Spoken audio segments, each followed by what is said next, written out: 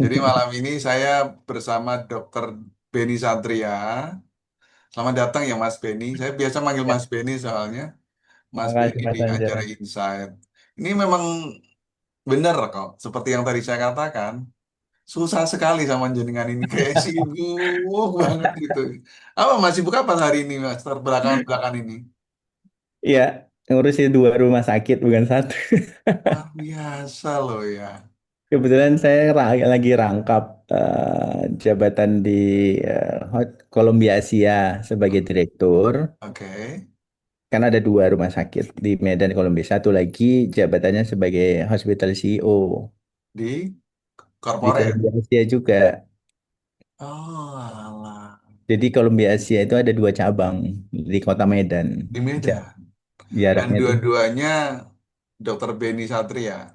satu direktur, satu CEO gitu. Iya, GM lah kalau kita bilang. Makanya luar biasa. saya baru bisa baca WA tuh kalau lagi makan siang Heeh. atau ya tadi sore setelah pulang.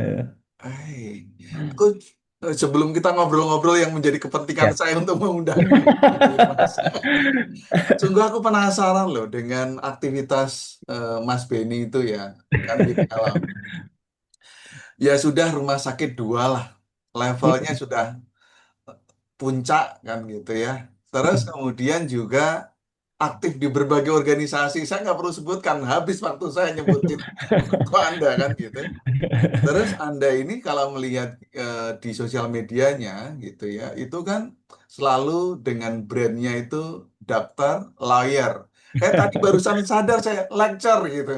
Gimana sih Mas Anda membagi waktu yang sedemikian sedemikian waktu kita kan sama 24 jam Oh, gitu. iya, Tapi iya. bagi seorang Beni Satria kok kayaknya bisa diisi dengan yang sangat padat sementara kayak bagi saya kok kayaknya kurang ya Mas. Jadi malu saya. Eh, Gimana ceritanya ya? Saya juga bingung ya. Ya begini malam itu ngurusin Mas Anjari sama organisasi. Subuh itu udah harus baca email, terus ya berangkat kerja ngantor, pagi wajib morning briefing.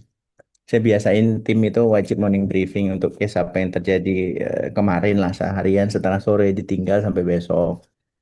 Ya, di sela-sela itu yang ngajar itu saya Jumat sore atau Sabtu. Ini Hmm. lagi mau ngejar, saya sudah tertunda, teman-teman saya sudah guru besar, saya masih nyangkut di associate profesor.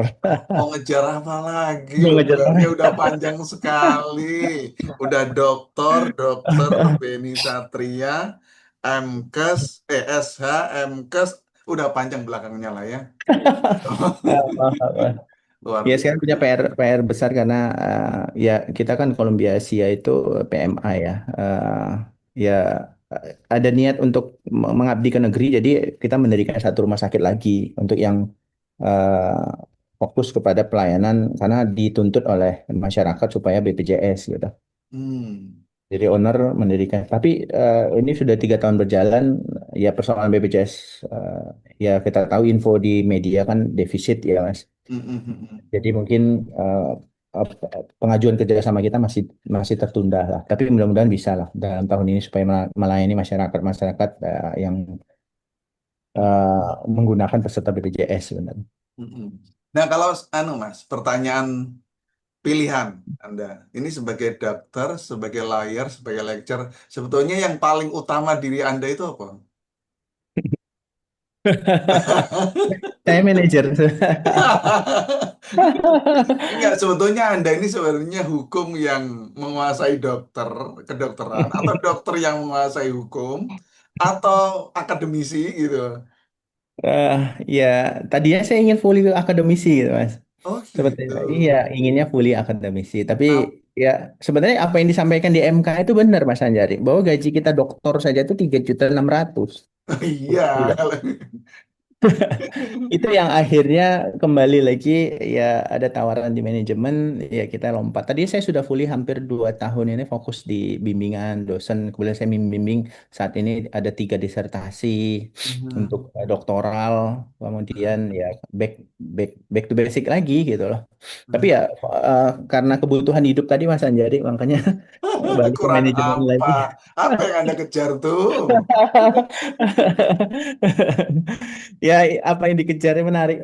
Ya, aku pengen umroh tiap tahun aja sih, Mas. Masya Allah, tabarakallah. Tapi bagi seorang Beni Satria ini memang terlihat sekali punya passion di mengajar ya. Karena kayak nggak punya lelah gitu ya. Tampil di satu podium, podium lain, mimbar satu, mimbar lain gitu ya. Kayak Jadi nggak saya pernah. jadi saya pernah mendarat itu saya harus berangkat subuh bangun jam 3. Jadi begitu mendarat narasumber jam 9, jam 8 dijemput jam 9 sampai jam 6 sore. Besok pagi berangkat terus pindah kota lagi narasumber lagi. Luar biasa loh ya. Sehat-sehat terus ya Mas Beni ya. Amin, amin, amin. Ya itu kan agak enak Nah, dari teman-teman sekarang tuh. mau masuk saya. Jadi gini Mas Beni, ini Siap. karena memang passion Anda ini sebagai akademisi ngajar, berbagi ilmu, Anjara Insight malam ini memang mengundang Anda karena menurut saya orang yang tepat gitu ya. Saya lihat sebagai follower, salah satu follower Anda yang, aku tuh kan sebetulnya sangat intens ngelihat karena timeline pertama jenengan itu kalau update pasti di halaman saya itu ada Beni Satria kan gitu. Nah, saya mau tentu kita tahu teman-teman sekalian Anjari Insight dan Mas Beni pasti ini saya mau mengingatkan di di bulan lalu lah gitu ya, di bulan lalu kita tentu mendengar atau kemudian membaca media dan Ya, sebagai Civitas Hospitalia gitu kita senang karena kemudian ada anggota Civitas Hospitalia kita, saya sebut Dokter Ratna yang di Pangkal Pinang itu akhirnya memang dinyatakan tidak bersalah begitu oleh pengadilan gitu ya. Itu satu kabar yang menyenangkan saya pikir. Mas Beni juga tentu bagian dari itu karena saya lihat Mas Beni kenal baik dengan beliau kan gitu. Saya nggak akan masuk di sana dulu, Mas Beni. siap. Saya nggak akan masuk di sana. Anda ajari kami dulu, ya, dicerahkan dulu kami soal soal hukum gitu ya, soal hukum. Nah, Mas, ini kan beliau itu kemarin itu dituntut dengan pasal 440 Ya, Undang-Undang 17 2003 Kesehatan.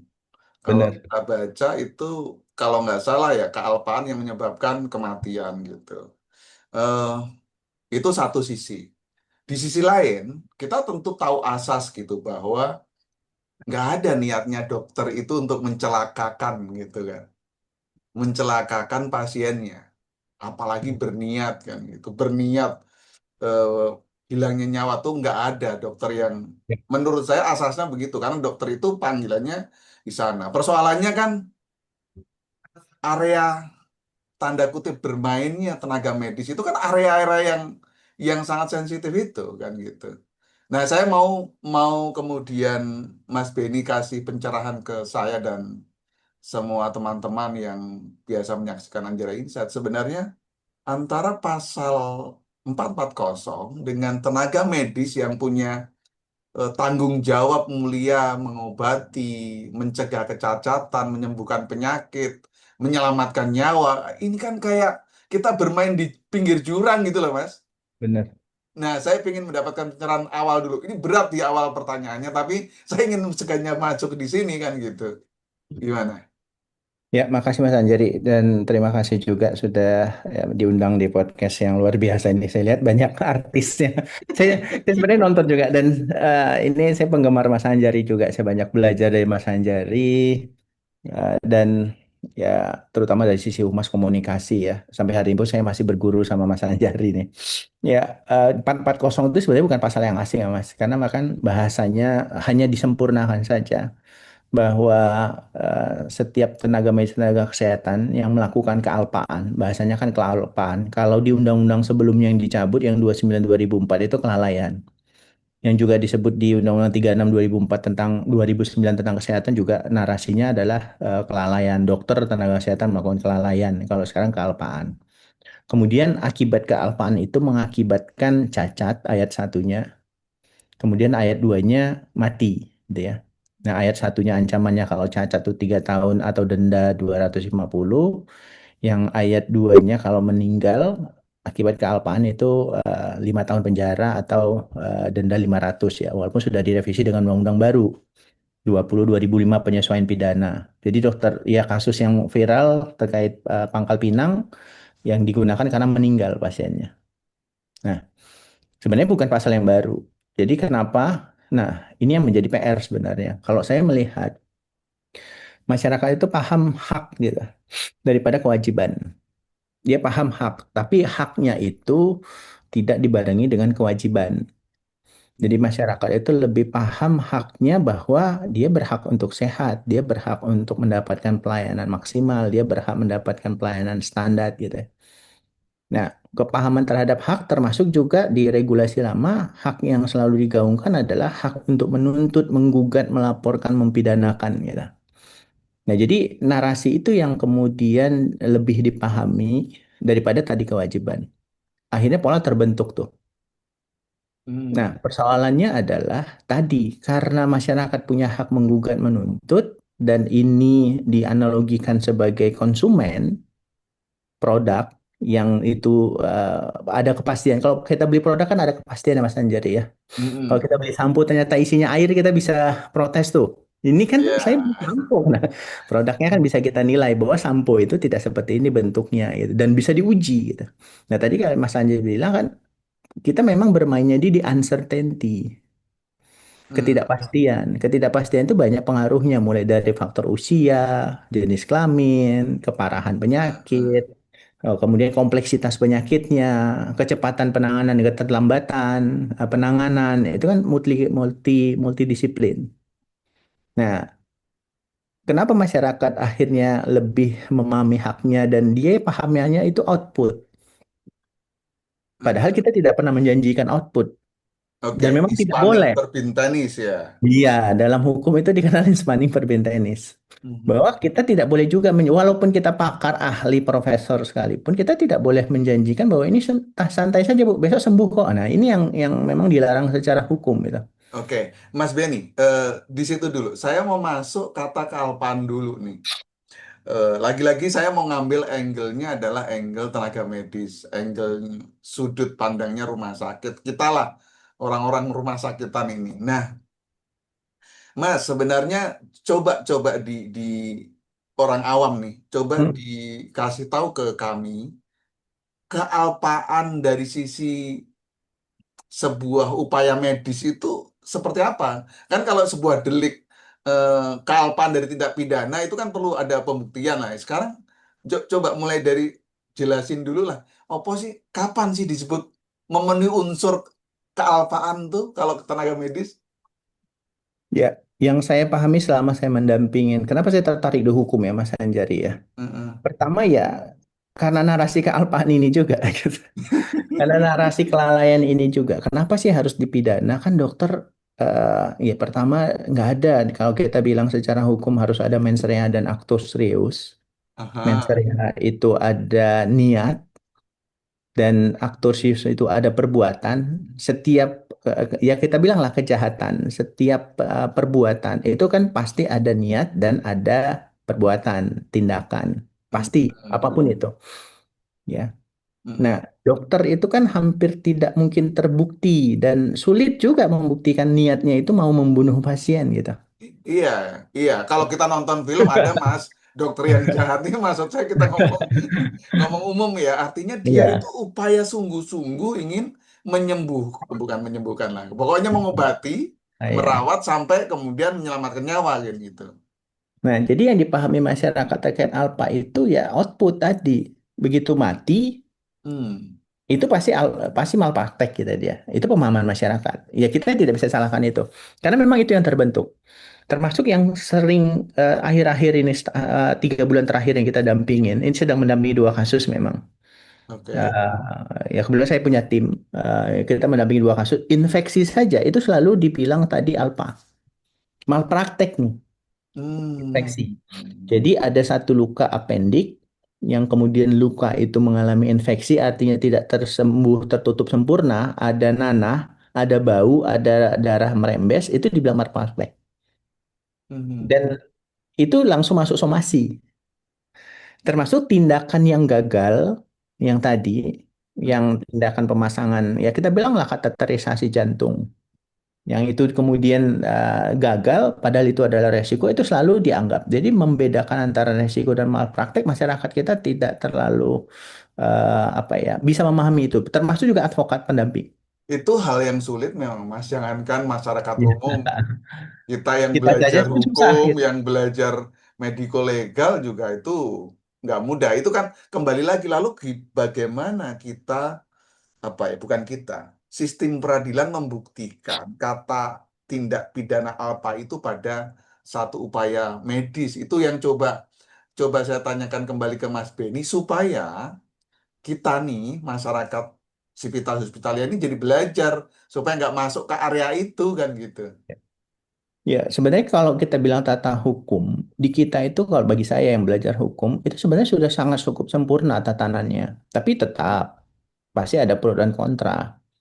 Jadi siapa yang paling berwenang untuk menetapkan ada, ini kan kembali lagi yang terkait definisi alpa. Mm-mm. Alpa itu secara masyarakat umum awam itu kalau ada tadi luka yang tidak sembuh, kemudian juga terjadi cacat, kemudian terjadi mati, itu definisi alpa menurut masyarakat. Malpraktek mereka mendefinisikan. Oh, jadi kalau misalnya upaya sesuatu yang tidak sesuai ekspektasi dia, seolah-olah Benar. kemudian itu bisa dipidanakan. Ya, termasuk juga pernah ada satu kasus juga yang dosis obat anak. Dokter kan menilai, menghitung dosis anak itu berdasarkan berat badan. Kebetulan anaknya gemuk, besar, dosisnya dihitung berdasarkan per kilogram berat badan. Tapi orang tua melihat di etiketnya itu eh, maksimal itu 1 sendok teh gitu. Tapi dokternya memberikannya lebih dari tiga Lebih. kali 1,5 sendok teh. Itu dia protes dan dia bilang ini keracunan obat, padahal belum diminum nih. Nah, Ah. itu definisi masyarakat karena nah, dia lebih percaya yang ada di etiket daripada dokter yang belajar puluhan tahun gitu ya. Nah, di masyarakatnya kan yang terbentuk gitu Mas Anjari. Setiap ada kesalahan itu kan salah tuh. Kalau kita memang definisikan salah, alfa itu kan salah. Mhm. Salah kan dosisnya maksimal 3 kali 1. Ini kenapa dikasih 3 kali 1,5 gitu? Kan salah, overdosis dong gitu. Kan pemahaman itu tidak bisa disalahkan ya benar gitu. Tapi kan dokter yang belajar dia menghitungnya berdasarkan per kilogram berat badan supaya mencapai nilai bioavailabilitas efektivitas obat berhasil sesuai dengan dosis. Nah, alpa menurut dokter dengan alpa menurut masyarakat tadi beda. Kalau dokter itu alpa itu ya kalau dia melanggar standar pelayanan profesi. Dia melanggar standar pelayanan profesi dia, standar prosedur yang sudah ditetapkan, keilmuan yang wajib dia patuhi.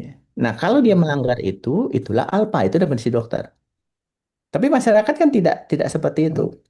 Nah, ini yang akhirnya secara hukum akhirnya terbalik. Makanya di kesehatan terbentuklah pola pembuktian terbalik.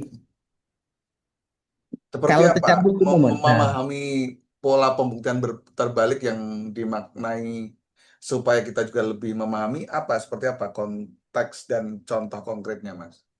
nah, asas hukum itu kan berlaku bahwa siapa yang menuduhkan maka dia wajib membuktikan Siapa yang tuduhan. mendalil dia yang membuktikan gitu ya. Siapa mendalil dia yang membuktikan. Siapa menuduh dia yang wajib membuktikan. Kalau saya dituduh Mas Sanjay mencuri, Mas Sanjay tolong buktikan apa yang saya curi dan kapan saya curi. Buktinya apa? Saya cukup pasif gitu. Tapi di kesehatan kita tidak bisa pasif ternyata. Pada saat kita dituduh malpraktek, kita tidak bisa diam gitu. Ya kita buktikan. Ini standarnya, ini SPO-nya, ini SIP-nya, ini izinnya, itu kita buktiin. Dan ini sudah semua. Nah, baru kemudian muncullah narasi tadi asas kausalitas. Nah, asas kausalitas inilah yang tidak ya maaf nih kepada para penegak hukum, tidak dipahami dan tidak diindahkan. Padahal narasi yang kita bahas di awal MAN 40 itu kan kealpaan yang mengakibatkan cacat, Cacat kealpaan menyebabkan kematian. mengakibatkan mati, Aha. ya. Yang Artinya ada mengakibatkan itu kan hubungan asas sebab akibat kausalitas. maksudnya ya. Iya, benar. Ini kan beda dengan kasus pembunuhan. Ya, kenapa pasien itu, kenapa korban itu mati? Karena dibunuh, ditusuk pisau. Itu kan terbukti Ya, karena tusukan pisaunya itu kan mengakibatkan dia mati. Karena iya. pukulannya mengakibatkan dia mati. Karena pukulan ke jantungnya atau ke wajahnya menyebabkan dia luka. Itu kan jelas. Mhm. Kalau kasus pembunuhan atau kasus tabrak lari atau kasus pelanggaran lalu lintas karena kelalaiannya menginjak rem, tetapi gas yang dia pijak akhirnya dia menabrak orang lain mati kan karena ditabrak Mhm. makanya mati. Tapi di Mhm. kedokteran kealpaan yang mana nih yang mengakibatkan mati? Ini kan pertanyaan besar nih yang pembuktiannya memang akhirnya ke ranah pidana. Hmm. Ya, Pembuktian terhadap standar ada majelis. Nah, regulasi sudah merapikan ini sebenarnya. oke. Dan dulu Saya, sudah ada. oke. Mas Beni tadi menyebut berarti pagarnya gitu ya. Untuk sampai ke Alpa ini, itu ada standar profesi, kalau Mas Beni tadi sebut gitu ya. Ya, Standar pelayanan, SOP kan gitu ya. ya, kita Artinya, punya. saya mau mengatakan begini, Mas Beni juga sangat familiar dan belakangan udah sering disebut ini defensive medicine. Nah, iya, Iya kan, Mas? Begitu benar. sekarang melihat, oh ini masyarakat udah makin lebih banyak menuntut hak nih, kan gitu. Benar. Sebentar-sebentar, kalau Iya, suatu pengobatan tidak mendapatkan hasil yang seperti diharapkan, kok seolah-olah menjadi sesuatu yang layak iya, dituntut hukum. Nah, kan gitu iya, akan iya. memunculkan jangan-jangan dokter jadi, ya daripada sana tuntut hukum, ya sudah saya nggak usah melakukan sesuatu saja kan gitu, defensive miskin. Artinya kan pagar kita sebetulnya di tiga itu kan, Mas. Iya, betul. Nah, pertanyaannya kan begini, pertanyaan saya adalah kan kemudian bagaimana kita sebagai seorang dokter kan punya prinsip kepatuhan dan juga patut menduga bahwa sesuatu yang dia kerjakan itu memang sudah sesuai standar, bahwa yang dia kerjakan itu pasti ngambil risiko kan gitu. Mm-mm. Mm-mm. Nah, tapi kan senyatanya Mas, Apa? lagi-lagi saya berasumsi nih, dokter mana sih yang kita kan sekarang ini nggak punya standar profesinya, nggak standar standar pelayanannya, Mas? Kan Ya. gitu. Coba. Apakah Ya, pagar ini tidak begitu aman untuk melindungi teman-teman dokter menjalankan profesinya jadinya? nah, ini kesempatan saya juga untuk mengajak masyarakat seluruhnya berpikir ya, terutama nanti yang menonton podcast Mas Anjari. Terkait standar, yang namanya profesi itu pasti wajib mematuhi standar. Jadi standar itu tidak hanya dimiliki oleh profesi dokter sama perawat. Mhm. Standar itu prosedural yang kita singgung tadi dengan SPO, standar prosedur operasional, itu juga dimiliki oleh polisi, dimiliki oleh jaksa, dimiliki oleh hakim. Mhm. Contoh, penyidik kalau tidak mematuhi standar proses penyelidikan dan penyidikan, itu ada standarnya. Maka Ya, kita punya kewenangan hak untuk melakukan pra peradilan namanya. karena upaya yang dilakukan nggak memenuhi Standar. Oke. standar. Jaksa juga seperti itu. Kalau dia kemudian menetapkan tersangka atau kemudian melakukan proses penyelidikan bahkan penangkapan bahkan penyitaan yang tidak sesuai standar, maka ada upaya hukum yang kita bisa lakukan. Nah, Mhm. artinya semua profesi termasuk hakim. Hakim punya hukum acara. Kalau tiba-tiba dia tidak mendengarkan gugatan, tuntutan sampai pledoi, dia kemudian menetapkan ini penjara, itu kan namanya melanggar standar. Nah, semua profesi sebenarnya standar. Itu dulu soal standar. Jadi jangan dimaknain standar itu hanya eksklusivitas untuk tenaga medis atau tenaga kesehatan. Nah, setiap ada pelanggaran standar, ada upaya yang diberikan oleh negara hak. Nah, itu tadi. Kalau kita dirugikan dengan proses penyelidikan, penangkapan, penyitaan, ya kita lakukan upaya hukum tadi. Namanya pra peradilan. Mhm. Masyarakat nih, saya berpikir saya bukan dokter, saya bukan advokat, saya masyarakat awam. Kemudian saya sakit atau keluarga saya sakit, kemudian saya juga merasa ada standar yang ini kan merasa ada standar yang tidak diikutin, standar profesi tadi, standar prosedur tadi, sehingga cacat sehingga mati. Maka upaya yang saya lakukan adalah tadi, masyarakat lebih mengambil langkah hukum. Padahal negara sudah menyediakan sebelum langkah hukum ada namanya alternatif penyelesaian sengketa. Kita sudah punya undang-undangnya nomor 30 tahun 99. Undang-undang tentang alternat arbitrase dan alternatif penyelesaian sengketa. Hmm. Tapi undang-undang ini kan tidak terlalu dipahami dan diikuti semua orang, termasuk tenaga medis. Nggak ada yang tahu ini kalau kita sejak 1999 itu punya undang-undang tentang alternatif. Jangan semuanya ke pengadilan loh. Karena prosesnya panjang, lama, memakan waktu, biaya, energi, psikologis gitu. Sehingga Ya. diberikan 5 alternatif dalam undang-undang itu. Silahkan Anda mau pakai konsultasi, negosiasi, mediasi, penilaian ahli, konsolidasi, atau arbitrasi. Tapi tetap tadi, karena mungkin tadi tersosialisasi atau tidak tersosialisasi, akhirnya masyarakat tahunya kan ada polisi, lapor polisi saja. Kan ada pengadilan, lapor ke pengadilan saja untuk gugatan perdata. Ini yang terbentuk Hmm. daripada tadi menyelesaikan dengan cara kekeluargaan, dengan cara pasal 4 musyawarah mufakat kan gitu. Iya, Ini karena sepertinya ada juga persepsi kalau di situ nanti damai dan damainya juga tidak menghukum kan gitu. Kesan menghukum kan ini kayaknya. ya itu juga yang akhirnya menjadi bentuk. Tapi kembali lagi tadi soal standar. Semua punya standar kecuali supir angkot. Karena cuma dia dan Tuhan yang tahu kapan dia berhenti dan belok. Karena nggak ada standarnya. Kapan dia ngerem, kapan dia berhenti. Enggak, kalau supir angkot itu ada standar undang-undang lalu lintas dan lain-lain. Dia nggak mau pakai Oh, masalahnya. ya, setiap ada pelanggaran yang dilakukan, baik dokter atau advokat, jadi hampir sama. Standar itu dimiliki, itu tadi yang saya sampaikan. Nah, Oke. lembaga sudah menyediakan, sorry, negara sudah menyediakan. Kalau ada dugaan pelanggaran standar etika, nah, kan dokter punya etika, polisi punya etika, jaksa punya etika, hakim punya etika. Maka ada majelis etik Hmm. kalau persoalannya etik. Nah, kalau persoalannya terkait pelanggaran prosedur, nah makanya kalau di kesehatan ini dibentuk.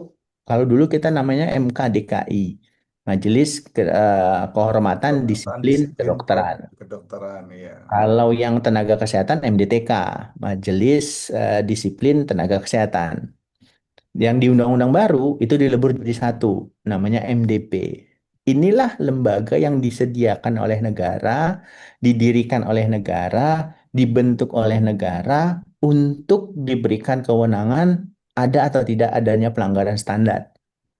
Baik itu. Nah, tadi yang Mas Anjari bilang, pagar kita sudah ada. Pagar kita itu adalah standar profesi, standar layanan, standar prosedur, dan etik. Prosedur. Hmm. Nah, sebenarnya kalau dari sisi etik saja cukup bagi saya ya. Kalau memang etika itu betul-betul dijunjung tinggi.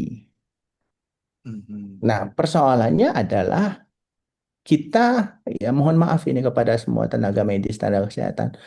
Keluhan masyarakat itu kan hanya terkait etika. Etikanya apa? Selalu saja yang kami dampingin, dokternya tidak menjelaskan katanya. Hmm. Atau dokternya tidak memberikan penjelasan yang jelas katanya. Nah, dari sisi etika saja, ini kan ada kewajiban untuk memberikan penjelasan yang jelas Hmm. Hmm. Hmm. Oke. tanpa harus hukum masuk gitu. Oke, Mas Beni. Jadi kalau dari penjelasan Anda ini kan sebenarnya masyarakat punya alternatif pilihan yang banyak ya. Banyak. Bahkan sebelum hukum, baik pidana Ya. maupun perdata, itu Mas Beni tadi menyajikan soal alternatif penyelesaian sengketa. Ada 5 hal tadi, saya nggak perlu ngulang. Tapi yang paling masyarakat ketahui namanya mediasi lah gitu. Ya, Paling gampang kan itu ya dari 5 benar. itu. Betul. Terus kemudian juga ada yang sebenarnya sudah juga sejak lama, sejak Undang-Undang Kesehatan yang lama diwadahi, yaitu etik dan disiplin gitu ya. Hmm. Anda tadi menyebut Majelis Disiplin Profesi. Nah, saya mau masuk di sana. Ini agak mulai praktis. Kuliah hukumnya udah agak selesai nih. Kita masuk ke tataran praktis nih, Mas Beni. Nah, tentu kan saya ingin dari perspektifnya Mas Beni sebagai praktisi, karena jenengan juga pasti sudah nonton pada sesi berapa minggu lalu saya Ya. mengundang Ketua MDP gitu ya. Nah, saya ingin dapat perspektifnya dari Mas Beni. Apa pendapat ahli Mas Beni dengan keberadaan Majelis Disiplin Profesi? Itu tadi. Enggak, Itu kenapa tadi. kok tersenyum dulu, tertawa dulu? Ini pertanyaan yang sangat serius dan formal ini sebenarnya. Ya ini pertanyaan paling sering yang saya jumpai. Ya, saya termasuk orang yang bolak-balik ditawari supaya mau duduk di MDP, Mas. Anjari. Oke, benar. Wah, Dan saya juga orang yang pertama yang menolak. oke. Pertama, pertama saya lihat ya terkait Enggak. MDP, Sebelum menjelaskan apa MDP setuju lagi, atau tidak kenapa kan gitu. menolak? Saya tanya serius ini. Kenapa menolak, Mas? Ya, Itu posisi dari 9 orang yang anu loh, yang terpilih gitu loh. Dari berapa penduduk Indonesia 300-an juta itu, 9 orang ya, itu loh sekarang. karena kan itu kemahkamahan ya, Mas. Kemahkamahan itu kan dia diberikan kewenangan yang luar biasa untuk menentukan. Jadi ya kalau kita bilang hakim itu kaki kanannya di surga, kaki kirinya di neraka. Jadi ini Iya, posisi yang iya, tidak iya. enak jelas. Mhm. Jadi kenapa saya menolak? Karena memang saya putuskan pun menurut pemahaman pengetahuan dan pengalaman saya dokter ini tidak bersalah misal, pasti pasien akan menghujat saya, menyalahkan saya atas Hmm. putusan saya. Saya putuskan pun dokter ini melanggar atau tidak melanggar dokter ini karena memang sesuai pengalaman pengetahuan saya, keilmuan saya dokter ini melanggar standar lain standar.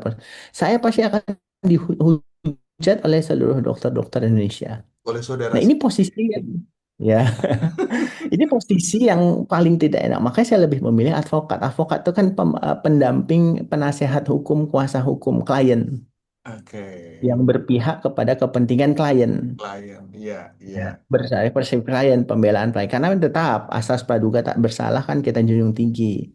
Saya mau bilang di sini, berarti alasan Mas Beni Satria ketika ditawarin di sana tidak mau itu adalah alasan pilihan rasional profesi ya. Ya, Tidak ada unsur yang sifatnya oke secara legalitas, soal hmm, enggak ya.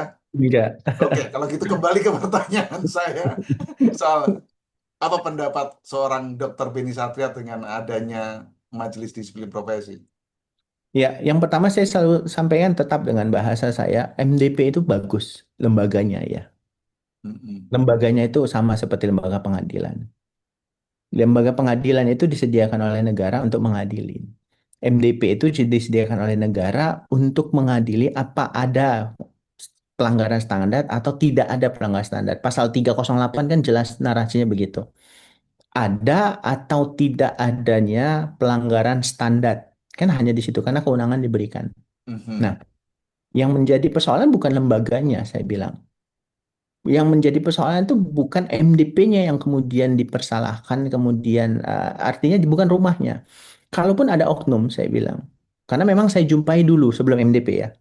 Ini narasinya pernah di Zoom saya sampaikan. Di Mhm. kepengurusan sebelum MDP namanya MKDKI, saya banyak menemukan cerita teman sejawat dan bukti-bukti Mhm. oknum-oknum yang justru mencari keuntungan Mhm. karena posisi dia diberi amanah di majelis, kemudian istilah kita di lapangan main dua kaki. Dia Mhm. takutin dokter dengan akan diputuskan bersalah, sehingga dokter itu harus melakukan lobby bahkan dimintakan sejumlah uang. Ini yang Wow. menjadi persoalan. Nah, Hmm. dan itu terjadi. Nah, ini yang saya bilang. Jadi, mohon dibedakan antara MDP dengan isi orang. Sama seperti hakim sekarang. Kita kan selalu menyalahkan lembaga pengadilan. Karena hakimnya punya 51 kilogram emas, 1 triliun di ruangan. Oknum ini ya. Jadi Ya, saya no. clearkan dulu. NDP ini menurut pendapat ahlinya seorang Beni Satria memang diperlukan. Sangat Artinya wajib. kalau ada pilihan antara tidak ada MDP dan harus ada lembaga MDP, Saya lebih memilih wajib ada dan jangan dihapuskan lembaga ini. oke. Lembaganya. Oke. Nah, saya mau masuk di situ, Mas. Saya ketika diskusi itu eh, Ketua MDP Pak Sundoyo gitu ya, itu yang selalu mengatakan loh, keberadaan MDP ini justru untuk melindungi profesi kedokteran sendiri. Bagi saya Artinya, juga melindungi pasien.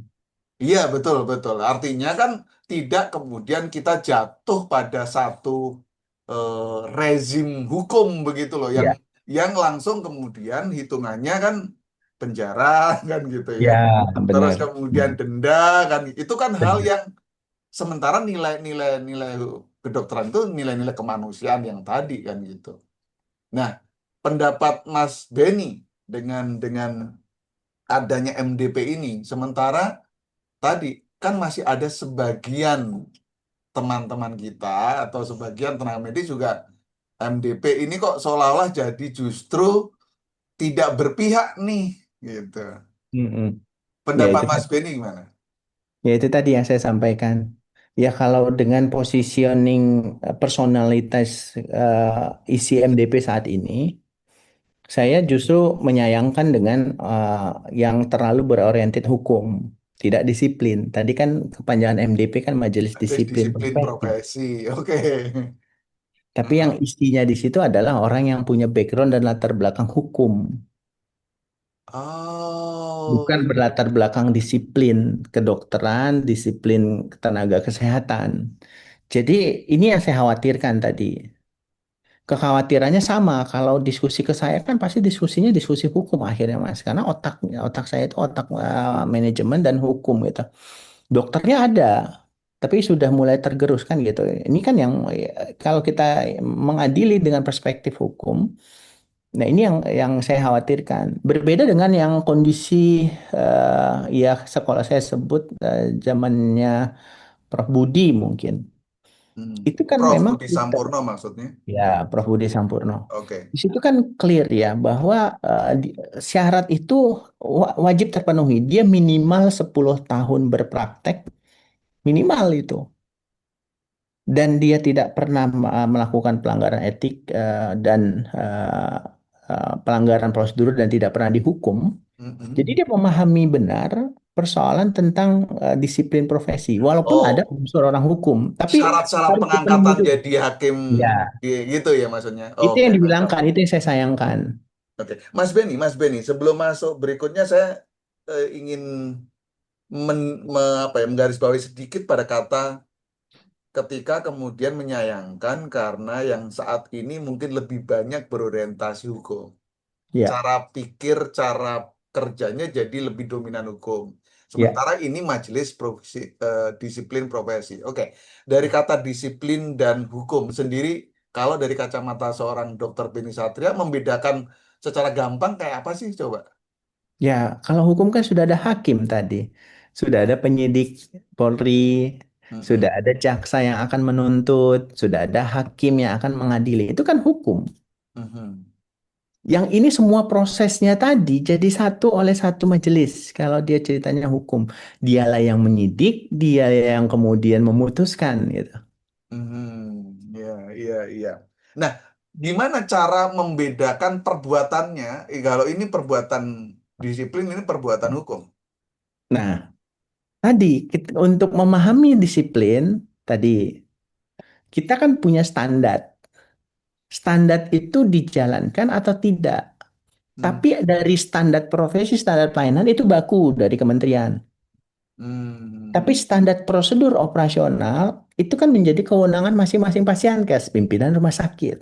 Tapi Mas Beni, kemarin waktu saya wawancara, eh, Pak Sundoyo itu menguraikan soal uraian-uraian disiplin itu loh Mas, yang Permenkes, aku lupa, Anda lebih ahli kalau soal ini. Ada Permenkes yang mengatur soal uraian disiplin. Ya, Yang 775 sering, Kemenkes, yes, yes, 775 75. Artinya beliau-beliau itu, 9 orang itu berpegang pada pada dasar itu untuk menguji seseorang tenaga medis atau tenaga kesehatan itu melanggar disiplin atau tidak. 2020. Ya, kalau Mas Anjari baca dari 17 itu, yang ada Hmm, diatur di Permenkes 3 2025, termasuk uraiannya itu diperjelas di 775 2025, itu mhm, semuanya pelanggaran hukum Mas Anjari, bukan pelanggaran disiplin murni. Membedakannya begini, kalau Mas Anjari, kita lah karyawan, kita mhm. diwajibkan absen jam 8. Oke, Kalau kita datangnya 8.30, itu melanggar hukum atau melanggar disiplin? disiplin. Karena itu kan Tapi ketentuan ketentuan kantor. ya, tapi kan orientasinya akhirnya dihukum Mas Anjari Iya, dengan potong gaji. ganti, iya, iya betul, betul, betul, betul. Heeh, Nah, heeh. ya sama, yang ada di 17 jenis pelanggaran disiplin tadi, begitu dia melanggar disiplin, akhirnya dia melanggar hukum juga. Karena itu semua sudah diatur dalam Undang-Undang 17 2023, larangan-larangan yang 17 tadi. Contoh, tidak Heeh. melakukan praktek yang kompeten, itu kan pelanggaran disiplin nomor satu. Iya. Tapi itu diatur di Undang-Undang 17, bahwa dokter itu wajib bekerja sesuai dengan kompetensinya. Makanya kan melanggar hukum lagi tuh. Tidak melanggar hukum murni lagi. Nah, ini yang karena pendekatannya tadi pendekatan hukum, tidak Hmm, pendekatan disiplin.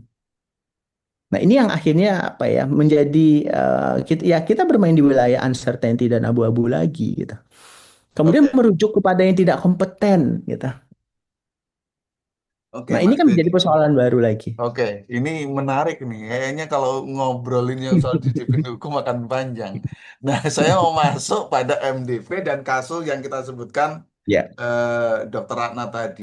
Sekali lagi, saya diskusi sebelumnya dengan Mas Benny, saya pikir ini satu pembelajaran. Kita bisa mengambil hikmah yang luar Mm, biasa. mm, Bagaimana ya. orang yang berniat menolong, seperti Dokter Ratna, gitu ya. Kalau saya baca, kalau jenengan nanti ceritakan saja aslinya seperti apa kalau Anda kenal. Maksud saya, itu kan beliau ada menerima pasien yang dirujuk, kemudian beliau kok dikonsul begitu karena Ya. beliau posisinya sedang hari libur kalau nggak salah itu. Nah, terus kemudian dia melakukan tugasnya sebagai dokter dengan melakukan memberikan konsultasi. Terus kemudian ya singkat kata kemudian pasien meninggal kok dia terus kemudian kena. Tapi kan kemudian kita bersyukur prosesnya sebelum di sana kan melalui proses namanya rekomendasi MDP. Kan gitu ya. Ya. Terus Ya. rekomendasi MDP, oh ini proses diterima untuk lanjut ke proses berikutnya penyidikan. Terus akhirnya Ya. memang dibawa ke pengadilan dan kita bersyukur Ya. tidak. Nah, Mas Beni dari perjalanan kasus Dr. Ratna ini, kalau Anda mau bantu saya, yuk poin-poin apa Mm. yang bisa kita pelajari dulu nih sebelum kemudian saya menanyakan beberapa tahapan tadi, apa yang bisa kita ambil sih sebenarnya di kasus ini? Baik. Yang pertama, ya mungkin dari sisi dokter ya dan rumah sakit. Bahwa ya pasien itu kan kita nggak pernah harapkan yang datang itu adalah kondisi baik-baik saja ya Mas Anjari ya. Dia datang, diantar, kemudian kita bisa ketawa, silakan duduk, terus kita periksa kan tidak seideal itu ya gitu. Iya, ya kalau nggak begitu kan nggak usah ke rumah sakit mas kan gitu. Datang Berarti pasien dengan kondisi yang nah, ya kasus yang kesakitan. ini kan yang harus dipahami ini adalah kasus emergensi rujukan. Ini yang tidak terpublish secara clear sebenarnya. Oke. Bahwa pasien yang dirujuk ke rumah sakit ini sudah ditangani di klinik dulu. Mm-mm. Ya, kita nggak tahu juga dan ini yang tidak pernah diproses bagaimana penanganan di klinik, apakah ada pelanggaran tadi disiplin Mm-mm. atau tidak ada pelanggaran disiplin atau ada pelanggaran hukum atau tidak ada pelanggaran hukum, akhirnya pasien itu dirujuk ke rumah sakit dengan kondisi yang emergensi. Oke. Tentu rumah sakit kan menerima kondisi yang tidak baik-baik saja nih Mas Anjar. Mm-mm. Dengan kondisi yang tidak baik-baik saja tadi, bersyukur rumah sakit punya dokter 24 jam, dokter umum. Mm-mm. Nah, Pasti karena itu sesuai ya, standarnya lah ya. yang dipermasalahkan di situ adalah tidak ada dokter spesialis katanya. Padahal regulasi, kalau kita baca Mm-mm. di Permenkes 147 2018 tentang kegawat daruratan, untuk rumah sakit tipe C, tipe B, dan tipe D, itu tidak wajib on-site, memang on-call. Kan Mm. masyarakat tidak paham di sini. Mm-mm. Dan karena tidak ada dokter ini kan polemiknya muncul di situ, dokternya tidak ada gitu. Yang Dalam dipersoalkan kan konteks dokter Ana dianggap tidak hadir ketika menangani ya. begitu Dan maksudnya. kasus yang menarik lagi ini kan kasusnya hari Minggu. Di mana kita tahu hari Minggu itu memang hari libur. Hmm. Atau dokter Bukan. Ana memang tidak terjadwalkan praktek lah gitu ya. Iya, benar. Hmm. Jadi dia on call. Jadi walaupun enggak, ini dokternya hebatnya. Walaupun dia memang tidak berjadwal di situ, on site di situ, dia on call. Dia tetap menerima telepon. Nah, kondisi yang terjadi kondisi hari itu kan beliau tidak ada di tempat melihat itu, hanya laporan dari dokter IGD. Nah, pelajaran apa tadi yang Mas Anji tanya? Ya, pelajaran apa yang ditanya? Ini kan pelajaran penting di kita. Pertama, pasien itu kan dirujuk dari klinik. Kalau kita baca di regulasi, kembali lagi, semua sudah ada regulasinya sekarang, Mas Anji. Enak. Mhm. Enaknya itu karena sebenarnya, tapi karena banyak aturan dan ini tidak dipahami, akhirnya menjadi persoalan baru lagi. Dulu tidak ada, justru malah malah lebih lebih sulit lagi menegakkan apakah ini benar atau salah. Mhm. Jadi di Permenkes 24 2024, di situ kan jelas Yang soal rujukan. rujukan ya. Di situ kan jelas bahwa 16 ya, sorry, 16 2024. Di situ kan jelas perujuk baik itu dari klinik, puskesmas, praktek mandiri atau rumah sakit wajib mengkonfirmasi rumah sakit rujukan Hmm. atau tempat rujukan. Artinya telepon dulu bahwa saya akan supaya rumah sakit di sana siap-siap nih. Sama kayak Mas Anjari mau bertamu. Mas Anjari tolong kabari saya kalau mau bertamu supaya Telepon saya ya. siap-siap. Jangan ujuk-ujuk tiba-tiba gedor, saya masih berantakan, Iya. saya nggak Ya kalau nggak toh pas nggak datang nggak ada, siapin kalau nggak makanan. diterima jangan salahkan kan begitu ya. Nah, dalam kondisi pasien seperti ini yang ada. Tetapi karena yang dilaporkan adalah rumah sakit, MDP tidak boleh memproses yang perujuknya. Ini kan menjadi persoalan, menjadi pelajaran. Tadi kalau ditanya pelajaran, ini pelajaran untuk puskesmas. Saya juga yang praktek mandiri, saya juga yang berpraktek di klinik. Untuk tadi mematuhi regulasi, saya harus kok. Ini kan yang kita kirim adalah pasien dengan kondisi gawat. Mhm. Dan regulasi mewajibkan kalau kondisinya gawat, kita dokter wajib mendampingin. Bukan kita suruh dia naik Grab, bukan kita suruh dia naik beca, bukan kita suruh dia dengan bawa pakai sepeda motor atau Mhm. mobil pribadi yang tidak sesuai dengan standar. Mhm. Supaya pasien sampai di tempat rujukan dengan kondisi stabil, Mhm. tidak dengan kondisi yang kita tidak inginkan sama-sama tadi. Nah, ini yang pelajaran yang penting pertama. Oke. Pas, karena pasien kalau sudah dalam kondisi kita nggak tahu nih apa yang terjadi di rumah sehingga dia ke klinik dulu ke yang terdekat sudah pasti yang terdekat lah. Kalau kita mau ini pasti kita cari yang rumah sakit terdekat, praktek dokter terdekat atau klinik terdekat. Klinik yang terdekat tentu sarana prasarana tidak lengkap, SDM-nya tidak lengkap. Karena tidak lengkap maka dia merujuk ke yang lengkap.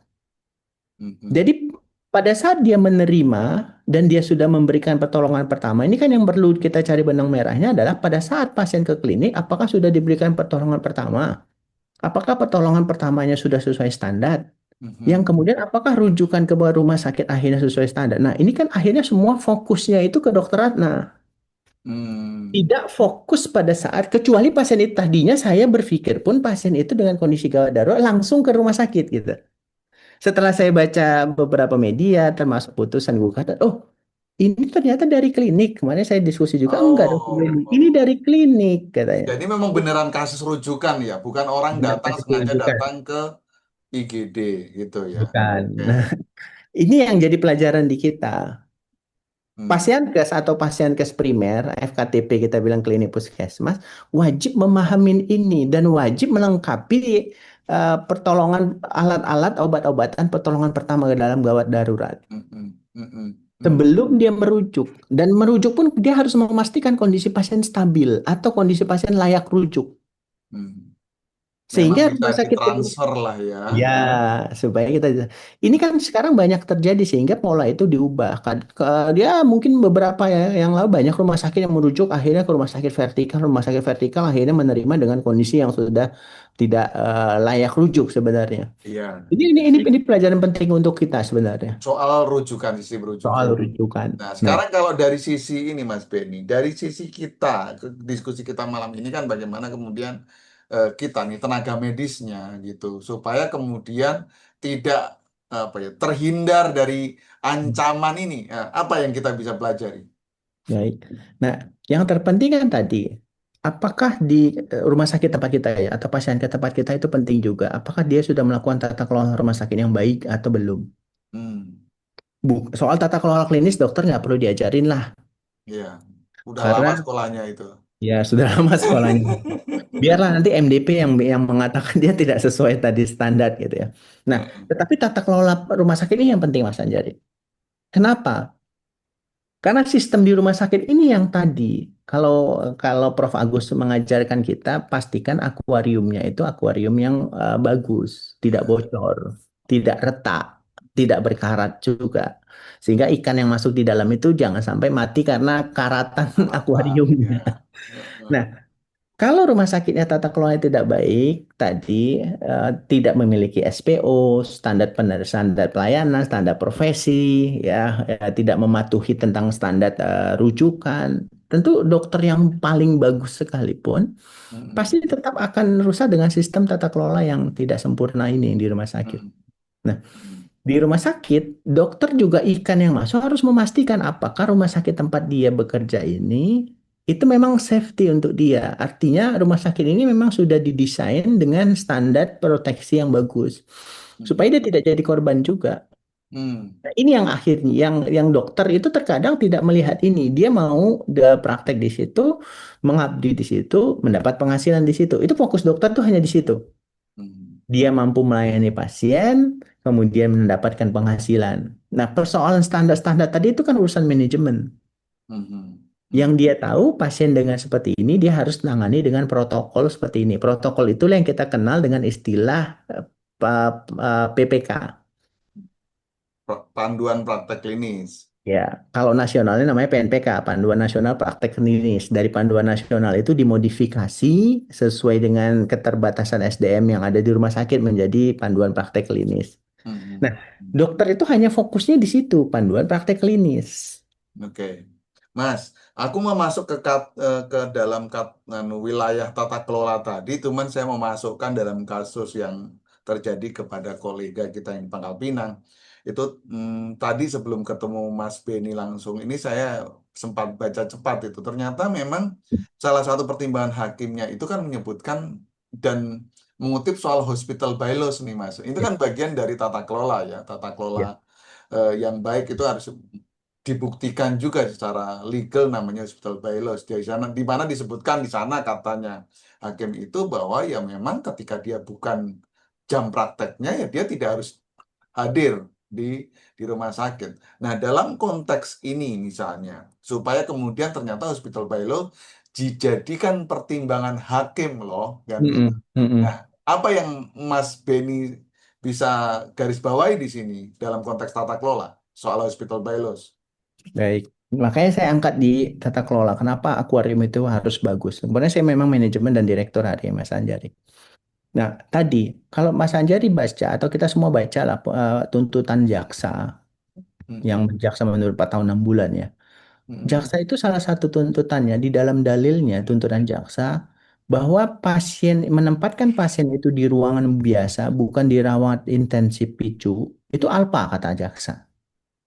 Nah ini kan yang harus diatur tata kelolanya. Kapan pasien itu boleh ditransfer, Mm-mm. dirujuk dari IGD ke ruangan biasa? Itu kan harus ada kriterianya 1, 2, 3, 4, 5, 6, 7. Mm-mm. Kapan pasien itu dari IGD langsung ditransfer ke intensif? Mm-mm. Kalau dia anak-anak berarti pediatrik, kalau dia neonatus berarti di neonatus NICU. Itu kan ada kriterianya misalnya 1, 2, 3, 4, 5, 6, 7. Itu Mm-mm. kan tata kelola nih. Termasuk juga kapan pasien dari IGD itu langsung dirujuk ke kamar operasi. Iya. Jangan singgah dulu ke ruangan, jangan singgah dulu ke NICU. Kan itu semuanya ada yang langsung, ada yang boleh di ruang. Kapan? Ini kan pertanyaan yang harus terjawab adalah kapan dan bagaimana kriteria dia dari IGD. Kan pasti pasti masih lewat IGD, nggak mungkin lewat dapur. Mm. Nggak mungkin juga pasti langsung masuk ruang rawat inap, ruang kamar 301 tanpa melalui IGD. Kan nggak ada, nggak mungkin.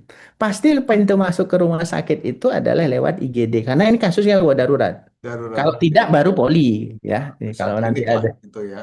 ya kalau dia tidak gawat darurat pasti lewat Rawat poli jalan, lewat rawat jalan. jalan. Nah, jadi nggak akan mungkin langsung kamar operasi langsung langsung ke ruang intensif. Pasti ada screening yang dilakukan di. Mm. Nah ini Ya. kan kasus yang kita bahas ini kan dia lewat IGD. Lewat IGD yang tadi di pledoi jaksa, ini pasien itu dibawa ke ruangan biasa, ruang rawat inap biasa, dan tidak ditentukan di itu kelalaian kata dia. Nah, ini yang tadi saya bilang tata kelola apa? Tata kelola yang harus disiapkan oleh seluruh direktur manajemen rumah sakit. Buat dong, kapan kriteria itu layak? Karena di standar di Kepmenkes 129 itu ada standarnya Mas Anjar. 2 jam itu maksimal IGD. Hmm. Jadi selama 2 jam itu dia harus membuat kriteria. Nah, persoalan yang kemarin viral lagi, akhirnya ada satu dokter juga viral karena komentar. Itu kan karena pasien lama menunggu ruang rawat inap. Ya, 8 jam. 8 jam. Itu kawan-kawan kita bahas, Mas. Menarik juga itu saya. Ya, pemahaman masyarakat itu dianggap kamar yang kosong itu kayak hotel. Padahal kan kamar itu di rumah sakit itu ada kamar laki-laki. Nggak mungkin laki-laki ditempatkan satu kamar dengan perempuan. Nggak mungkin tuh. Walaupun kosong 4 bed sebelahnya. Yang penyakit menular nggak mungkin disamakan Nah, dengan nggak penyakit mungkin yang penyakit menular. Dia penyakitnya tidak menular. Sebelah dia itu ada pasien yang penyakit menular. Ya kita katakanlah TBC misalnya, contoh. Nggak mungkin digabungkan di situ. Walaupun ada 3 bed kosong di situ gitu. Nah, ini yang tadi saya bilang pasien itu paham haknya, tapi tak paham juga tentang ketentuan kewajiban. Nah, ya. ini yang tata kelola ini yang harus. Nah, rumah sakit juga ya apa ya wajib melakukan tata kelola ini. Padahal kita sudah punya standar akreditasi loh, Mas Anjari. Mm-mm. Standar akreditasi yang sudah diatur oleh beberapa regulasi ya. Saya sebut aja kayak Menkes 1596 2024.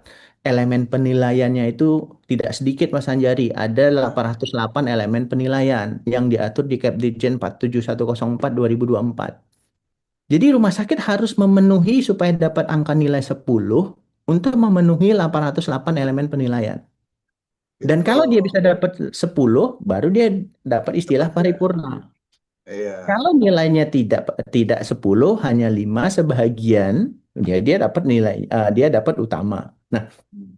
untuk yang tadi saya sampaikan bahwa ada kriteria dari IGD itu sudah diatur sebenarnya. Hmm. Hmm. Nah, pengaturan ini apakah ini benar-benar dijalankan oleh seluruh staf? Ini kan yang menjadi pertanyaan. Tetapi jaksa dengan mendalilkan dan memutuskan bahwa pasien ini tidak layak tanpa melihat tadi SPO di rumah sakit tata kelola tadi, ya ini bagi saya adalah ya tadi saya sependapat dengan hakim bahwa ini tidak layak karena memang SPO-nya tidak ya tidak benar-benar dikupas habis oleh jaksa. Jadi Oke. karena Mas, membebankan ke pelaku dia. oke. Jenengan banyak tadi mengutip jaksa. Sekarang saya mau masuk di hakim, Mas. Eh, Kalau yang dari pemahaman Mas Beni sampai hari ini lah gitu. Apa yang membuat kemudian Dokter Ratna ini tidak terbukti melakukan tindak pidana yang menyebabkan kena 440 tadi? Ya, nah ini menarik juga di saya memang. Walaupun hakim punya kekuasaan kehakiman untuk memutuskan bebas atau kemudian mungkin secara psikologis hakim kalau saya pahami ya. Mm-mm. Dokter Ratna itu kan termasuk dokter yang langka dengan tanda kutip untuk daerah Pangkal Pinang, Mas. Yo, Ya. spesialis anak, iyalah itu kita juga tahu kan Termasuk juga sebarannya. spesialis anak yang punya konsentrasi di jantung. Ya, walaupun beliau Oh, bukan konsultan tetapi fellow untuk jantung. Kalau dokter ini kemudian harus mendekam di penjara, kita katakanlah mungkin 3 bulan 6 bulan, maka hak masyarakat yang lain, untuk anak-anak yang mengakses lain, iya, untuk mengakses beliau itu nanti akan terganggu. tidak terpenuhi haknya. Akan banyak anak-anak yang akan mati juga gitu loh, karena tidak ditangani oleh dokter yang paham atau ahli. Itu pertimbangan kalau saya belum baca putusan lengkapnya Mas Anjay. Tetapi saya pahami psikologis hakim dulu di sini.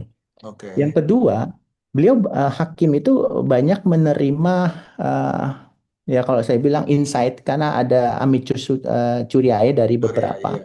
Heeh, dari IDI ya, profesi IDAI. ya bahwa ya tadi terkait kondisi kegawat daruratan, seahli apapun dokter, sepakar apapun dokter, seprofesor apapun dokter ini yang menangani dengan kasus seperti ini, tetap pasti akan punya potensi 50-50, selamat atau tidak selamat.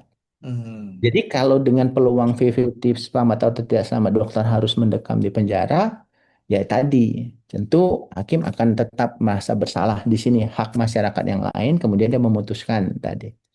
Karena memang kalau dikatakan ada niat jahat tentu tidak terpenuhi di situ. Termasuk juga hakim ragu terkait tentang aktus seriusnya, perbuatan apa yang kemudian ini kan berbeda kalau ternyata obat A yang harus diberikan tetapi obat B. Nah, ini kan kasus yang berbeda. Tapi ini Iya. kan obatnya sudah sesuai, semua tindakan sudah sesuai.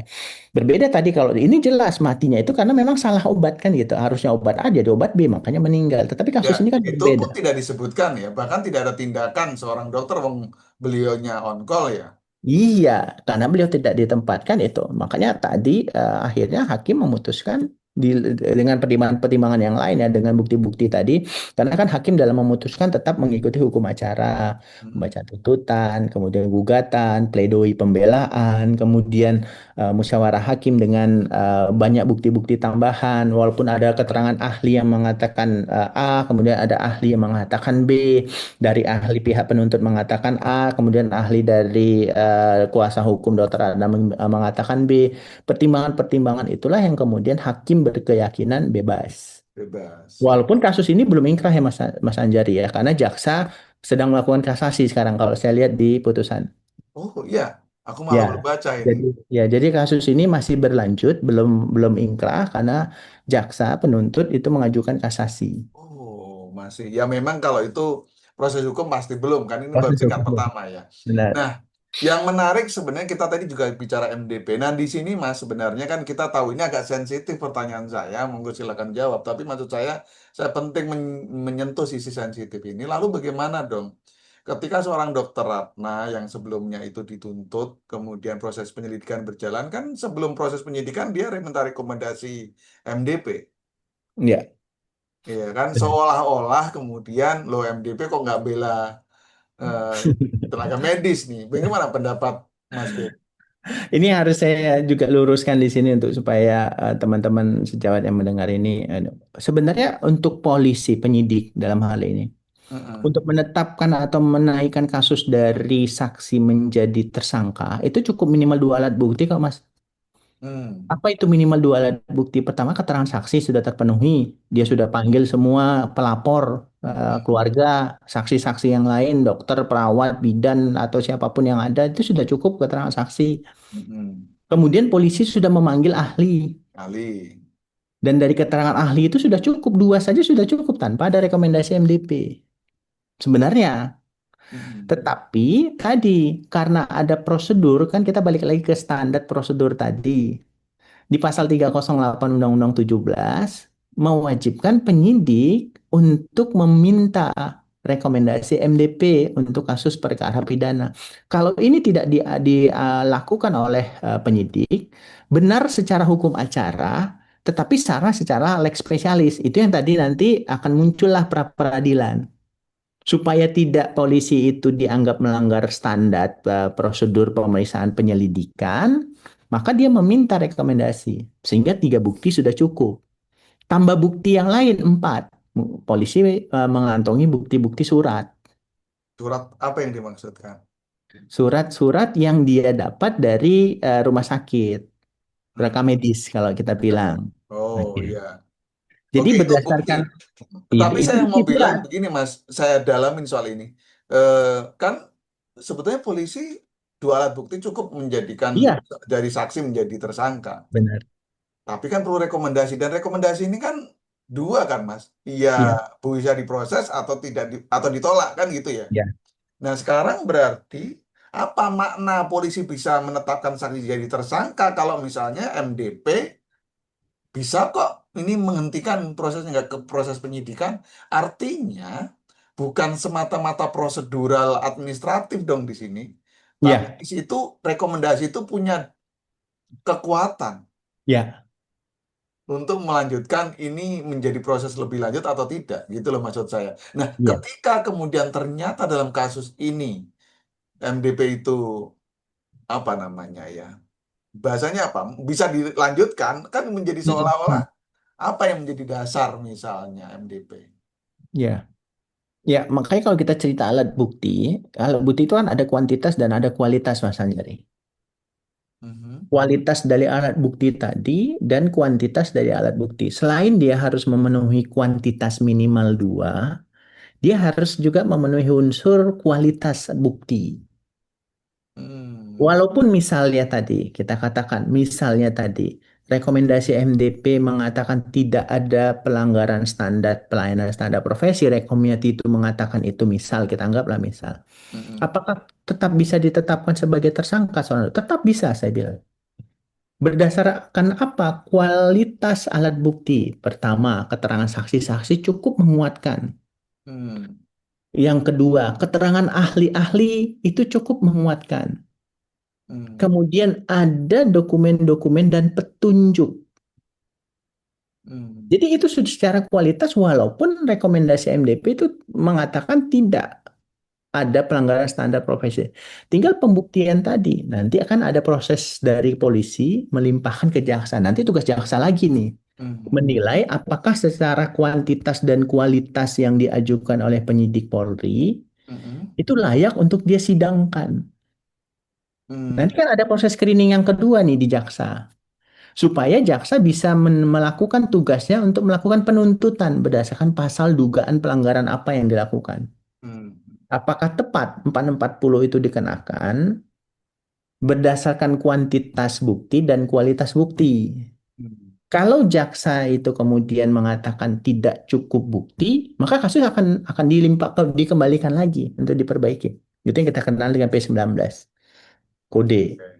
Atau kita, oh cukup nih gitu. Nah itu tadi. Jadi kalau tadi jaksa menilai, loh tapi rekomendasi MDP tidak mengatakan apa yang membuat polisi yakin bahwa tersangkanya adalah si A. Ya berdasarkan bukti yang ini dan yang ini.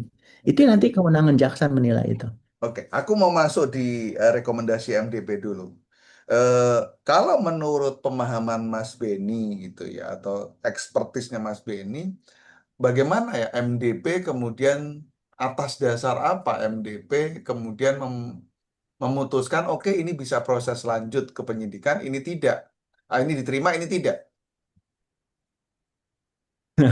Ini saya harus baca putusan salinan putusan MDP. Kebetulan sudah ada putusan salinan, tapi saya tidak membaca detail di putusan itu.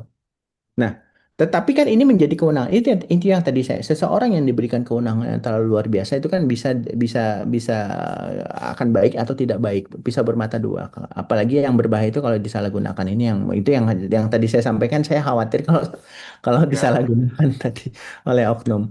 Nah, terkait tadi rekomendasi MDP ini menarik. Saya pernah mendampingi satu kasus yang dia terbukti dan menurut pemahaman saya setuju sama MDP ini terbukti. Kelalaiannya terbukti, kesengajaannya terbukti. Oh. Dan dokter itu sudah diputus dan sedang menjalani kasus karena sudah ditetapkan dicabut SIP-nya 6 bulan, dokter kebidanan. Karena kealpaannya. Sudah dicabut tapi tetap menyelenggarakan praktek. Oh, enggak, sudah dicabut 6 bulan, proses Nah, hukumnya berhenti SP3. Kok oh, bisa? Kan bisa. begitu ya? Iya, iya, iya, iya. Tapi dia melanggar disiplin, sudah cukup bukti ya. Ini kasusnya ada tertinggal kasa, Mas Anjali. Ini kita bisa cari di internet. Mm-mm. Kasus dokter kebidanan ketinggalan. Buktinya sudah berbunyi sendiri. Kasanya benar ada tertinggal, Heeh. kemudian pasiennya merasa dirugikan, kemudian dokternya melanggar di rekam medis juga terbukti bahwa memang tidak menuliskan rekam medis, bahwa ada Oh, kasa, dan kemudian terlalu MDP. kentara lah ya, gitu Nah, ya. dan dokter akhirnya MDP tidak tanggung, 6 bulan cabut SIP. Langsung. Bukan STR lagi, SIP, SIP. Iya. Jadi beliau sudah menjalani, mungkin sudah selesai ini. Nah, kemudian kan kasus berlanjut ke hukum nih Mas Andi. Kok bisa? Ternyata SP3. Padahal dia kan sudah dicabut Cabut SIP-nya. SP-nya. Kurang bukti kuat apa lagi nih? Ini kasanya yang ketinggalan.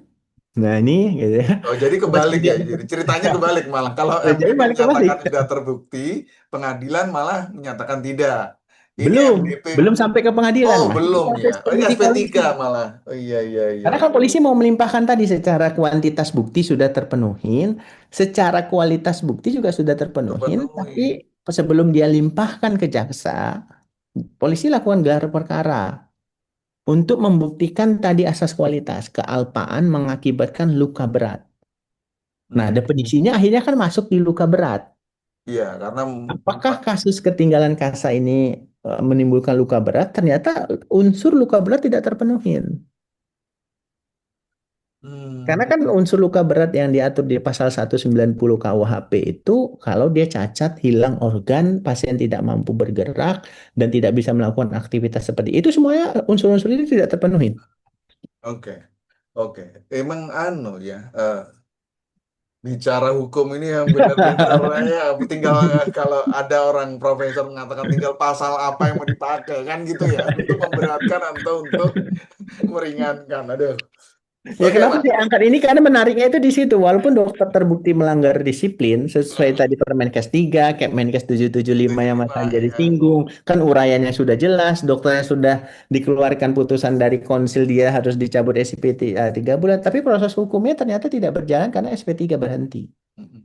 Saya membayangkan yang dikatakan Mas Beni ketika tadi pernah ditawarin nggak mas mau gitu di sebagai anggota majelis. Itu kok kayaknya direkomendasi ini nih ya. Ya direkomendasi ini kayak saya membayangkan gitu kayak kawan saya Pak Sundoyo itu pasti waduh ini kan berat ini karena ini jadi kayak bibir jurang yang mau masuk jurang namanya hukum tidak kan gitu ya. Artinya kan ketika mahkamah ini di profesinya paling banter kan tadi kan cabut SIP kan Iya, ya. benar. Atau dikirim sekolah kan gitu atau STR gitu ya relatif ya sudah lah gitu. Tapi kalau hukum itu kan penjara ya. Oh iya, Apalagi kalau benar. kalau yang kematian 5 tahun ya Mas tuntutannya ya. Benar, 5 tahun. 5 tahun itu kan sesuatu. Nah, jadi kalau belajar dari kasus Dr. Ratna ini dalam konteks proses kita Mas di penegakan disiplin sendiri, menurut Mas Beni sendiri, pandangan Mas Beni gitu ya, ya semua sudah melaksanakan tugasnya seolah-olah ini kan jadi ini. Artinya ya ketika kemudian ada proses penuntutan ini, kemudian harus kemudian penyelidikan, terus minta rekomendasi, MDPN pun ya melaksanakan tugasnya kan gitu. Pilihannya kan tidak bisa Mm, ditolak kan gitu ya, harus mm, melaksanakan kan begitu. Iya. Nah, memang kan kemudian polemiknya adalah kenapa sih ini lolos kan gitu. Mm, mm, mm. Nah, itu, tapi udah berjalan. Nah, sekarang saya masuk di sesi akhir nih, Mas, ketika kemudian akhirnya alhamdulillah hakim membebaskan Dokter Ratna kan gitu ya. Dan tadi Mas Beni juga udah coba memotret nih kira-kira apa yang jadi pertimbangan hakim meskipun belum baca ya. Ya, oke. Kita tunggu nih sampai keputusan. Besok saya undang lagi Anda untuk Iya, bedah ya, ketika siap. ada terima Ya, putusan. saya juga penasaran sebenarnya. Nah, nah kemudian namun kemudian kan kita oke selesai. Tapi ada kasasi. Tapi yang saya mau bilang adalah akhirnya di sesi akhir ini kita nih Mas sebagai rumah sakit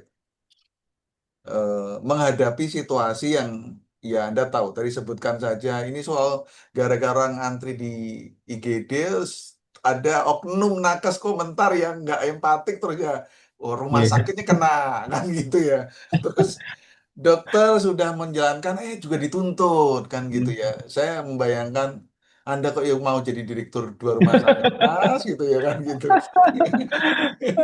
apa yang mesti kita lakukan Mas ngadepin situasi yang seperti ini nih. Orang juga sekarang saya dengar di kemarin Pak Sundoya, aku lupa menyebut angkanya, tapi meningkat loh Mas. Iya, betul. lima puluh Tuntutan enam ke, per tahun kalau nggak salah. artinya dibandingkan ketika dulu ada zamannya MKEK, MKDKI, Iya, iya, itu di MDP ini meningkat loh Mas. iya, benar. Gitu kan, artinya Iya. lihat fenomena ini, what do you think lah gitu. Apa pendapat Mas Benny? Dan apa yang mesti dilakukan? Yang pertama saya sebenarnya kalau terkait meningkat ke MDP itu saya apresiasi. Artinya sudah jalur yang benar nih daripada langsung ke hukum atau ke pengadilan. Nah, artinya kan dari sisi proseduralnya sudah tepat. Walaupun ada yang saya kurang sependapat terkait menjawab pertanyaan Mas Anjari. Apa yang saya kurang sependapat di dalam regulasi? Kalau dokter kan memang termasuk dokter ya. Itu kan prakteknya 3 tempat ya Mas Anjari ya. Mm-mm. Maksimal ya. Nah, Mm-mm. kalau dia berpraktek di, saya katakanlah rumah sakit ABC dan dia melanggar disiplin dan terbukti melanggar disiplin oleh putusan MDP cabut SIP, kasusnya terjadi di rumah sakit A, Mm-mm. yang saya masih menjadi pertanyaan sekarang adalah kenapa yang B dan C juga dicabut? Nah, padahal Otomatis kan Mas. iya, Oh, bukannya enggak. SIP yang lain tidak? Tuduh tadinya saya berpikir begitu. Tapi regulasi pasal 306 enggak. Dia mengikat tenaga medis. Karena saya pernah mendampingin, karena saya dokter yang dicabut SIP-nya 3 bulan, KKI datang, kemudian dia panggil dinas kesehatan di mana dokter itu punya SIP, termasuk direktur pimpinan rumah sakit untuk semuanya dicabut. Bukankah itu kalau dicabut STR ada STR loh Mas? Kalau STR ya otomatis dong STR cabut, SIP rontok kan Iya, gitu. iya. Jadi kasusnya di rumah sakit A dan dia harus dicabut di yang satu kabupaten yang Oh, lain. aku Jadi baru tiga. nggak tahu ini kalau ini. Oke. Itu yang saya kurang sependapat. Kenapa? Oke. Karena tata kelola di rumah sakit A misalnya nih, ini kan buruk nih.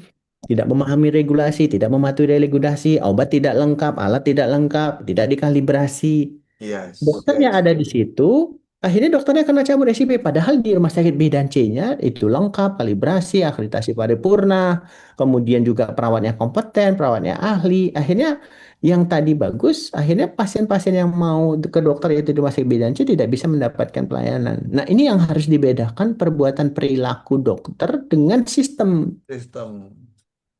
Ya, Nah, ya. terkait Nangkap, nangkap. tata kelola kan sistem. Nah, ini yang tadi ya, mohon maaf ini untuk beberapa RSUD yang isunya kurang obat, kemudian mungkin anggaran pendidikan stafnya juga untuk training staff juga terbatas. Ya terbatas ya. Ya, ini kan menjadi permasalahan nih, sehingga si dokter pun akhirnya tadi dalam satu tata kelola, termasuk SPO-nya yang mungkin tidak ada atau mungkin SPO-nya yang tidak tersosialisasi. SPO bukan tidak ada tapi tidak tersosialisasi. Akhirnya kita membenarkan yang biasa, bukan membiasakan yang benar. Benar. Ini yang akhirnya menjadi apa ya? Ya ketidaksetujuan saya. Padahal kan sistem yang salah nih, sama seperti on call. On call itu kan sistem, Mas. Sistem menghubungi dokter melalui sarana komunikasi. Mhm. Kalau kita kembali ke standar, maka harus ada pedoman on call-nya Iya, betul, betul, betul. dan harus sesuai dengan tadi yang saya sebut dengan Permenkes 147 untuk sistem on call. Nah, sistem on call itu kan tata kelola rumah sakit, Mhm. bukan tata kelola dokternya. Dokternya kan hanya menerima telepon, memberikan instruksi lewat telepon. Nah, termasuk di instruksi telepon tadi ada kewajiban untuk hadir atau tidak hadir. Mhm. Contoh pasien dengan dokter bedah, kalau sudah ditelepon dok, ini emergensi, pasien dengan perforasi apendik, dia tidak mungkin bilang besok pagi saya operasi, kan? Iya, iya, iya, iya. Dan termasuk juga kasus-kasus emergensi yang lain gitu. Dan ya itu kan dokter sudah belajar di situ tuh. Kecuali tadi kalau unsurnya sengaja, dok sudah emergensi, dokternya kemudian dibilang itu tidak perlu. Nah, itu kan berbeda lagi kasusnya. Tetapi kan sistem seperti ini kan rumah sakit nih yang harus membuat tata kelola. Maka di tata kelola tadi kan yang disebut juga tata kelola itu kan dua Mas Anjari di regulasi. Tata kelola manajemen dan tata kelola klinis. Klinis. Dan Iya, jadi narasinya itu dan bukan atau. iya, iya. Jadi jadi jadi kita nggak bisa pisah kayak mata uang. Ini harus manajemennya lo yang bagus loh. Tata kelola klinisnya nggak bagus, nggak bisa. Itu Ini dua sisi mata uang ya. ya. Good Nah, ini corporate yang governance dan good good clinical clinical governance. governance. Ya. Dua-dua GCG. Hmm. Ya, ini yang akhirnya menjadi PR manajemen. Jadi makanya saya setuju. Kenapa yang menjadi pimpinan rumah sakit itu harus tenaga medis, tenaga kesehatan. Tidak hanya berpikir oriented revenue dan bisnis. Hmm. Karena tata kelola klinis ini kan tidak bisa dipisahkan dengan tata kelola manajemen. Iya, iya. Karena kalau dia hanya berfokus ke MM manajemennya saja, bahwa revenue harus naik, bahwa harus 1 triliun, yang kemudian diupload ada rumah sakit yang menerima 1 triliun lebih, itu Hmm. yang dianggap bagus. Ini yang jadi pertanyaan di saya nih. Apakah indikatornya hanya uang atau indikatornya keselamatan pasien? Berapa insiden yang terjadi? Iya, iya. Makanya kan akreditasi yang baru nanti bukan accreditation for compliance, man, kan accreditation for outcome. Ya. Termasuk outcome money kan di situ. Karena ternyata kuning untuk yang tidak dapat 1 triliun. Oh gitu ya. Ada Itu yang gara-gara merah. berita itu kan gara-gara berita itu. Itu sebetulnya berita lama ya, tapi bukan viral lagi lah gitu ya. Bila lagi. Padahal rumah sakit swasta banyak yang di atas 1T kan gitu. Iya. Lebih baik kan gitu ya. Nah, oke.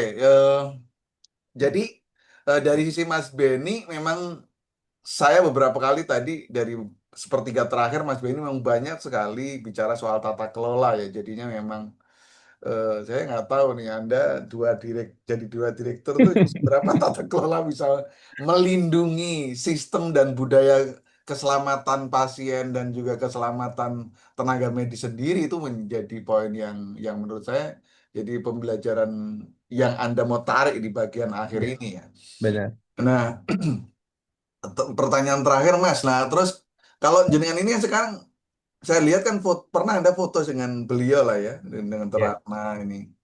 Pernah ini eh, bisa apa yang bisa disampaikan ketika jenengan apa namanya langsung berinteraksi beranjang sana di kalau bahasa ininya aura kebatinannya gimana sih Mas ketika situasi waktu itu boleh di share nggak sedikit-sedikit?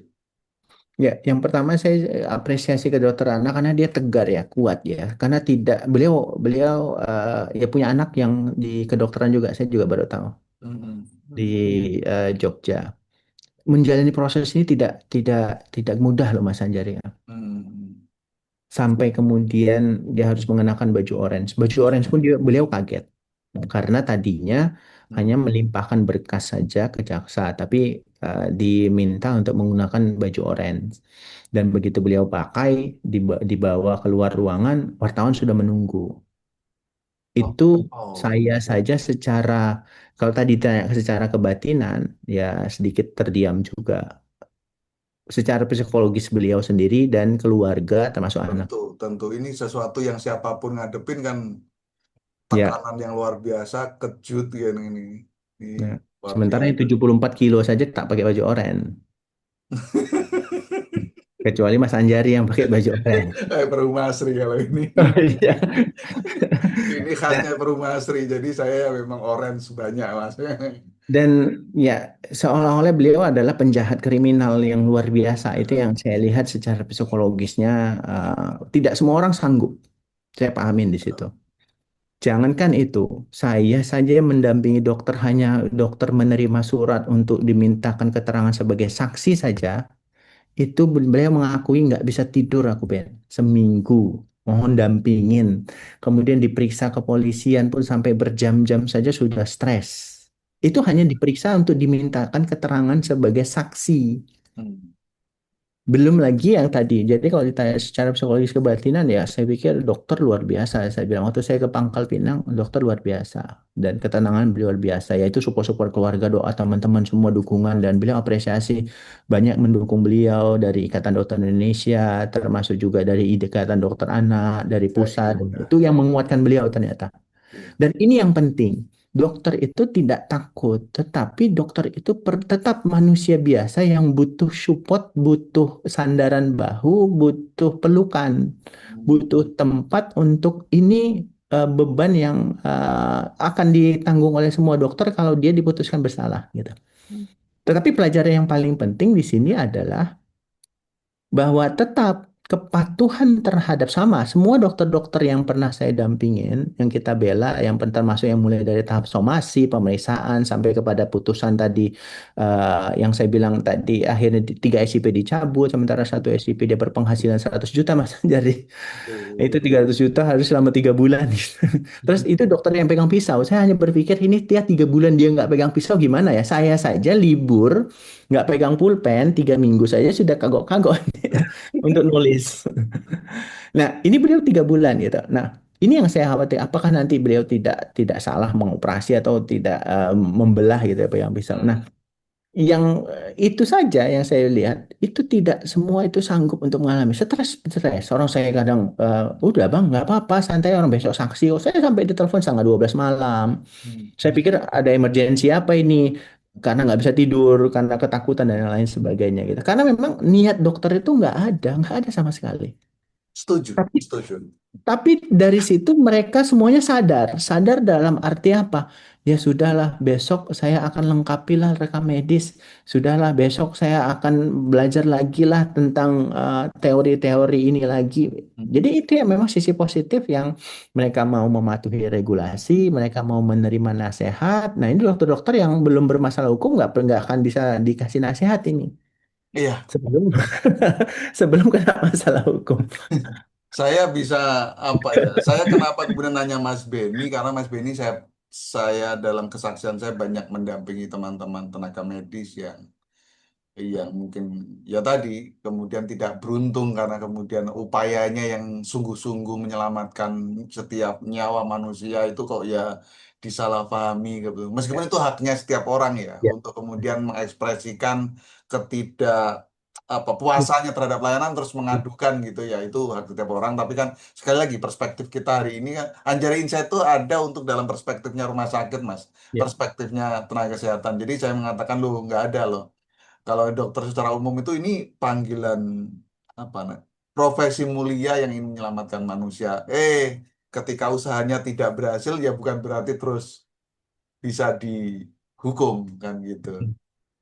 Mas Beni terus sehat ya Mas, karena banyak yang membutuhkan Makasih. Anda gitu ya. Nggak cuman yang sedang sandung masalah, tapi Anda orang yang banyak dicari ketika urusan hukum kayaknya Anda kamus berjalan lah. Pasal-pasal kayaknya hafal aja. Sebetulnya Anda ahli matematika atau ahli hukum? Iya, Masya jadi Allah. sehat-sehat terus dan selalu Makasih Mas memberikan Anjari. manfaat. Aku sebetulnya pengen membedah Permenkes 6 tahun 2026, Oh iya, Mas. ayo 8. Ini saya Karena ini bolak-balik. juga wow gitu ya kan kita pengen dengar betul gitu kita coba tahu. Tapi nanti lain waktu ya. Jadi hari ini kita belajar dari kasus Dokter Ratna dan kita selalu salam buat Dokter Ratna. Beliau adalah menurut kita ya sosok yang patut dari pemaparan kita dari yang kita baca ya orang yang tegar, orang yang niatnya menolong dan moga-moga beliau selalu dikaruniai sehat untuk selalu menolong. Terima kasih Mas Beni Satria Makasih juga malam Mas ini. Andri, sayang. Terima kasih sudah diundang di sini. Tadinya saya pengen japri juga. Kapan saya diundang di podcast Mas Anjar? Paling Supaya bisa putus Anda tuh idola semua orang sekarang. Iya, soalnya kan saya nonton juga itu terakhir sama Pak Pak Kud ya. Kunchoro. Oh ya, Saya Pak Kud. ngelihat beberapa orang sudah minta saya jadwalnya gitu ya. Oke, saya coba ini. Saya ingin ini menggali beberapa orang. Beliau-beliau ini kan orang yang banyak ilmunya. Seperti Anda yang kalau Anda masih muda soalnya. Yang senior-senior tuh banyak ilmunya. Terus saya sayang banget ya nggak ada media yang bisa kemudian mengeluarkan ilmunya beliau-beliau ini gitu. Saya pengen menjadikan beliau sebagai pembelajaran buat kita. Iya, insya Allah jadi amal jariah nanti ditonton seorang banyak ya Mas Anjar ya. Amin, Hmm. amin, amin. Makasih Mas Benny. Sampai Makasih ketemu sayang, pada makasih. sesi berikutnya. Assalamualaikum. Ya. Kapan-kapan ke makan durian lagi di Durian Oh iya, Ucok. nanti saya undang dalam waktu dekat, benar. Assalamualaikum ya Mas. Sampai ketemu Waalaikumsalam. Horas.